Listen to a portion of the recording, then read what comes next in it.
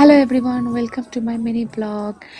So আমি ব্লগটা start করলাম আমাদের বাগবাজারের পয়লা পার্বণের উৎসব দিয়ে। পয়লা কিন্তু একলা নয়। তা আমরা দেখতে পাচ্ছ পয়লা পার্বণের এই উৎসবটাতে বাগবাজারটা হঠাৎ করে একটা ফুড জয়েন্ট হাব হয়ে গেছে, ঠিক আছে। এখানে নানা রকম জিনিস থেকে শুরু করে নানা রকম উৎসব, নানা রকম মেলা, সবকিছুই ঘটছে।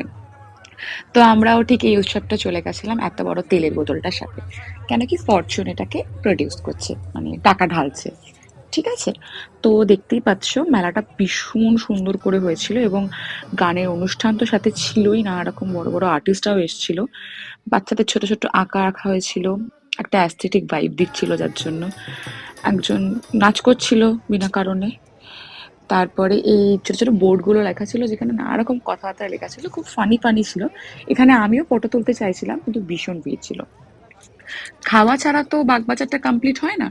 তো নানা রকম দোকান বসানো হয়েছিল, মিষ্টির দোকান, আইসক্রিমের দোকান, তারপরে নানা রকম পরিচিত পরিচিত দোকানরা ছিল। তার মধ্যে হঠাৎ করে আমি দেখি লাপিনোস পিজা, যেখানে একটা মানুষও খেতে যায়নি। ঠিক আছে, অবশ্যই মেলায় এসে আমি লাপিনোতে যাব না, যেতে হলে লাপিনোতে যেতাম। মিত্র ক্যাফে, যেখানে অনেক ভিড় হয়েছে।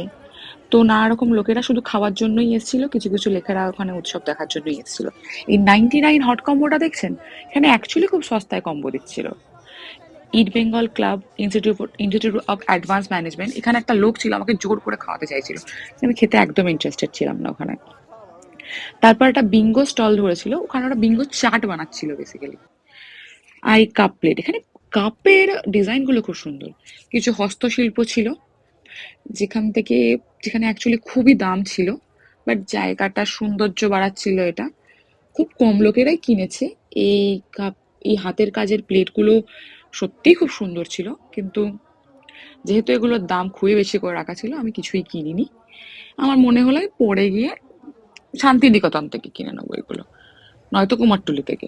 এই শাড়িগুলো দেখতে খুব সুন্দর, জলে পড়লেই শেষ। আর এগুলো হাতিবাগানে বিক্রি হয়, তাই আমি আর কিছু কিনিনি এগুলোর থেকে।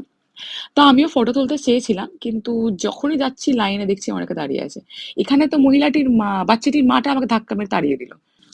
তারপর শেষমেশ আমি ফটো তুললাম এবং আমি বাড়ি গেলাম।